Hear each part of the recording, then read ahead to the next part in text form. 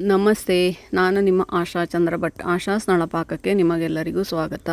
ಇವತ್ತು ಮಕ್ಕಳಿಗೆ ಅತ್ಯಂತ ಪ್ರಿಯವಾದ ಫ್ರೂಟಿ ಅಥವಾ ಮಾವಿನ ಹಣ್ಣಿನ ಒಂದು ಡ್ರಿಂಕ್ ಇದು. ಇದನ್ನು ಮನೆಯಲ್ಲೇ ಹೇಗೆ ಮಾಡ್ಬೋದು ಅಂತ ಹೇಳೋದನ್ನು ನಾವು ತೋರಿಸ್ಕೊಡ್ತಾ ಇದ್ದೇವೆ.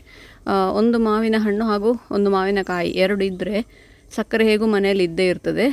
ಈ ಜ್ಯೂಸನ್ನು ನೀವು ತಯಾರಿಸಿಕೊಳ್ಬೋದು. ಬನ್ನಿ ಸ್ನೇಹಿತರೆ, ಈಗ ಮಾಜಾ ಅಥವಾ ಫ್ರೂಟಿ ಮನೆಯಲ್ಲೇ ಹೇಗೆ ಮಾಡ್ಬೋದು ಅಂತ ಹೇಳೋದನ್ನು ನಾವು ತೋರಿಸ್ಕೊಡ್ತಾ ಇದ್ದೇವೆ. ಮೊದಲಿಗೆ ಗ್ಯಾಸ್ ಆನ್ ಮಾಡಿಕೊಂಡು ಒಂದು ಪ್ಯಾನ್ ಇಟ್ಕೊಳ್ಳಿ. ಅದಕ್ಕೆ 1 ಕಪ್ಪಷ್ಟು ನೀರು ಹಾಕ್ಕೊಳ್ಳಿ. ಆಮೇಲೆ 1 ಕಪ್ಪಷ್ಟು ಮಾವಿನ ಹಣ್ಣು, ಯಾವುದೇ ಮಾವಿನ ಹಣ್ಣಾದರೂ ನಡೀತದೆ. ಆಮೇಲೆ ಅರ್ಧ ಕಪ್ಪಷ್ಟು, ನೀವು ಎಷ್ಟು ಮಾವಿನ ಹಣ್ಣು ತಗೊಂಡಿದ್ದೀರಿ ಅದರ ಅರ್ಧದಷ್ಟು ಮಾವಿನಕಾಯಿ, ಇವೆರಡನ್ನು ಕೂಡ ಒಂದು ಕುದಿ ಬರುವವರೆಗೆ, ಅಂದರೆ ಸರಿಯಾಗಿ ಅದು ಬೇಯಬೇಕು. ಒಂದು 5 ನಿಮಿಷ ಬೇಕಾಗ್ತದೆ. ಸರಿಯಾಗಿ ನೋಡಿ, ಹೀಗೆ ಮೆತ್ತಗೆ ಆಗಿ ಬೇಯಬೇಕು. ಬೆಂದ ನಂತರ ಅದಕ್ಕೆ ಶುಗರ್ ಅಂದರೆ ಸಕ್ಕರೆ, ನಾನು ಶುಗರ್ ಫ್ರೀ ಹಾಕ್ತಾ ಇದ್ದೇನೆ, ನೀವು ಸಕ್ಕರೆ ಹಾಕ್ಕೊಳ್ಬೋದು. ನಿಮಗೆ ಎಷ್ಟು ಸಿಹಿ ಬೇಕೋ ಅಷ್ಟು, ಅಂದರೆ ನಾನಿಲ್ಲಿ ಒಂದು 6 ಟೀ ಸ್ಪೂನಷ್ಟು ಸಕ್ಕರೆ ಹಾಕ್ಕೊಳ್ತಾ ಇದ್ದೇನೆ, 1/4 ಕಪ್ಪಿನ ಅಂದಾಜಿ.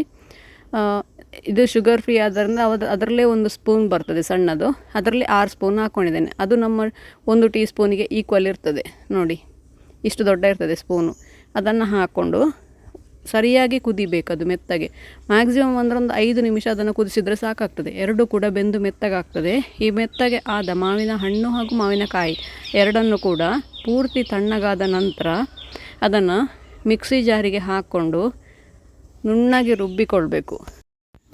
ನುಣ್ಣಗೆ ರುಬ್ಬಿಕೊಂಡ ನಂತರ ಅದನ್ನು ನಿಮಗೆ ಎಷ್ಟು ನೀರು ಬೇಕು ಅಷ್ಟು ನೀರು ಹಾಕ್ಕೊಂಡು ಆಮೇಲೆ ಸೋಸಿಕೊಳ್ಬೇಕು. ಅದನ್ನು ಸೋಸಿಕೊಂಡು, ಬೇಕು ಅಂತಾದರೆ ತುಂಬ ಹುಳಿ ಇಷ್ಟಪಡೋರು ಒಂದು ನಿಂಬೆಹಣ್ಣು ಹಿಂಡಿಕೊಳ್ಬೋದು, ಇಲ್ಲದಿದ್ದರೆ ಆಪ್ಷನಲ್ಲ ಅದು.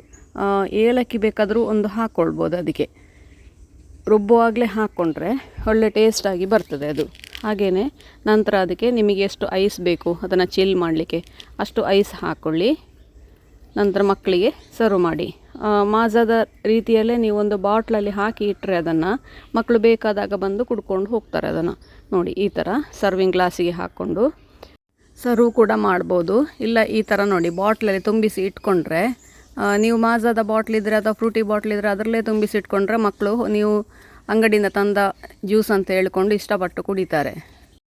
ಮನೆಯಲ್ಲೇ ನೋಡಿ ಎಷ್ಟು ಸುಲಭವಾಗಿ ಆರೋಗ್ಯಕರವಾಗಿ ಮನೆಯಲ್ಲೇ ಮಾಡಿಕೊಳ್ಬೋದು ಅಂತ ಹೇಳಿಕೊಂಡು. ಇಂಥದನ್ನೆಲ್ಲ ನಾವು ರಜೆಯಲ್ಲಿ ಫ್ರಿಜ್ಜಲ್ಲಿ ಮಾಡಿ ಇಟ್ಟರೆ ಮಕ್ಕಳಿಗೆ ಅವಾಗವಾಗ ಒಂದು ಕುಡಿಲಿಕ್ಕೂ ಸುಲಭ ಆಗ್ತದೆ, ನಮಗೂ ಅವಾಗವಾಗ ಮಾಡಿಕೊಡುವ ಕೆಲಸ ತಪ್ತದೆ.